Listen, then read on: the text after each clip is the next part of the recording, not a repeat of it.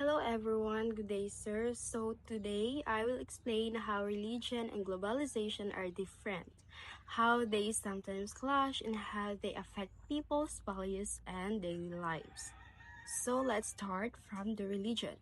Religion guides people spiritually and morally, while globalization focuses on economic growth and global connection. Because they focus on different goals, they sometimes conflict. So example is religion teaches contentment and values, while globalization encourages buying more and earning more. Religion is about faith, moral, and how to live a good life. It teaches us what is right and wrong. So example is a religion person or the religious person may choose honesty even if lying can give money. So yung nakakita ka ng pera or yung wallet tapos walang taong nakakita sa'yo na pinulot mo yun, then you need money.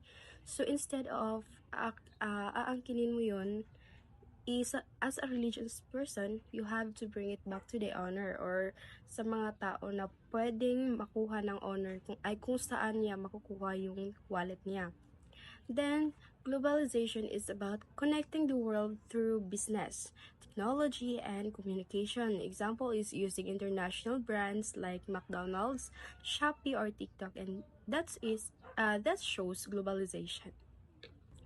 Religion focuses on spiritual growth while globalization focuses on material progress. Asceticism means living simply and not focusing on wealth. Religious people focus on spiritual goals while globalized societies focus on power and money. So example is helping others without expecting money, so that's a religion. And investing to earn a profit, so that's globalization. Religion spreads faith while globalization spreads goods. So example is missionaries spreading religion versus companies opening branches worldwide. So some people believe that religion is more important than citizenship or culture. So conflict happened because religion and globalization want different things. So even if they clash, religion and globalization can coexist if people respect both spiritual and economic needs. Good day. Today, I will be discussing about the globalization of religion. So, globalization of religion refers to the spread and growing interconnections of religion beliefs, practices, and institutions. So, we have 11 aspects of how religion is globalized. So, first is diaspora and migration. So, diaspora and migration is when people move to their countries and they bring their religion with them. Because of this, religious beliefs and practices spread and form new communities abroad. Next is missionary efforts. So, missionary efforts travel to different places to share their faith. This helps religions grow globally while also adjusting to local cultures. So, for example, is a Catholic priest. So, may mga priest na galing sa sabihin natin South Africa, then pupunta sila dito sa Pilipinas. Tapos sila yung tinatawag na mga missionary. Tapos dito sila yung mission nila is sila ang mag-lead sa isang simbahan for within 3 to 6 months. And meron din tayong mga Pilipino na mga priest na pupunta sa ibang bansa. Tapos doon din nila gagawin ang kanilang mission. Same lang sa mga African priest na. So, third is the technology and media. So, technology and media help spread religious teaching faster. People can now join services and learn about religion online. For example, workshops, worships, prayers, pwede na natin sila mapapanood through media, lives, streams, Zoom, or kahit ano pa. Kaya mapapanood natin sila kahit anong oras, saan man tayo. Dahil sa media.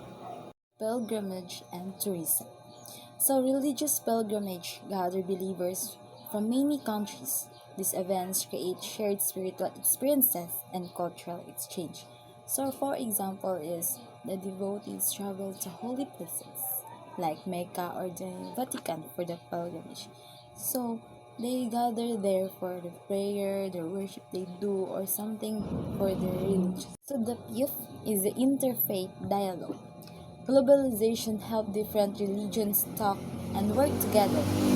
These dialogues promote peace, respect, and understanding. So, for example of this is a Christian and Muslim leaders meet to discuss peace and cooperation. So, their leaders meet and discuss of the peace of both religions. That is the interfaith dialogue. So the next is the religious pluralism. Today, many societies have different religions living together.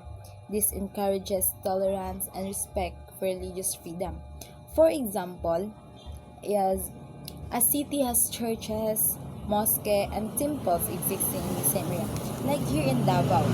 Davao is the city, and we have the churches, Catholic and Muslims, their mosques, and even temples or the churches of other religion.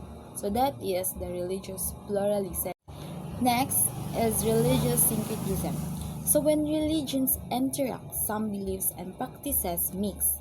This creates new forms of religious expression. For example, is some festivals mix local traditions with Christian practices. Next, we have the global religious leaders. Global media allows religious leaders to reach worldwide audiences. Their teachings spread through travel, live streams, and social media. So, for example of this, is a famous religious leader give a message that is watched worldwide online. Next, we have the religious conflict and fundamentalism. So, globalization can also create religious conflict, which beliefs clash. That's why dialogue and mutual understanding are important. So, we have the global challenges and responses. Religious groups help address global problems like disasters and poverty. They work with international partners to give aid. So, hindi lang sa beliefs, sa paniniwala, sa worship prayers or something ang ano ginagawa ng mga religious group, but also they address to the global problems like tamaan ng bagyo, ng lindol, ng baha, or poverty. So the last is the global ethics and values. So religions also help promote and share moral values worldwide. Leaders work together to support human rights and ethical action. So, kaya nga sinabi ko sa kanina na hindi lang sa paniniwala, practices, beliefs, or nag-focus ang mga religious, but also of the addresses the global problems and these ethics and values. They shared a moral values worldwide for the people who their kanila nasasakupan at sa lahat worldwide. They can share their values, their moral, or something human rights, support their human rights and ethical actions. So, in conclusion, the globalization of religion brings both unity and challenges. It connects people across cultures, but it also requires respect and understanding. So, the next that I will be discussing is about Emile Durkheim's view on religion and how his ideas help explain religion in a globalized world. This focuses on how religion connects people and builds shared values across societies. So, Emile Durkheim is a sociologist who studied how religion works in society. According to him, religion is not only about beliefs but also about bringing people together. Even today, with globalization, religion still helps create unity and belonging among communities. So, these are the following views of religion of Durkheim.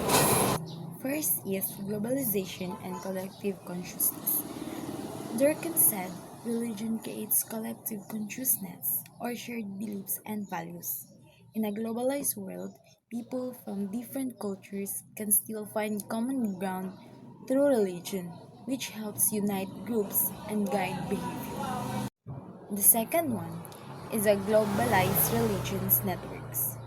Because of technology and media, religious teachers and practice now spread faster across countries. Online services, live streams, and social media help connect believers worldwide and strengthen religious communities. The third one is the identity and belonging. Religion also gives people a sense of identity and belonging. This is especially important for migrants or people living abroad because religion helps them stay connected to their culture and tradition. And the fourth one is the enemy in globalization. Durkheim used the word enemy to describe a feeling of confusion or lack of direction. With fast global changes, some people feel lost. Religion helps by giving moral guidance and a sense of the stability. So the last one is the new forms of solidarity. So finally, globalization creates new forms of solidarity or unity. Different religious groups can now communicate and cooperate more easily. This leads to interfaith dialogue and global religious communities. In conclusion, according to Emil Durkheim, religion helps bring people together and makes them feel connected. Even in a globalized world, religion still gives people a sense of belonging, shared values, and guidance in times of change. That's all my report. Thank you.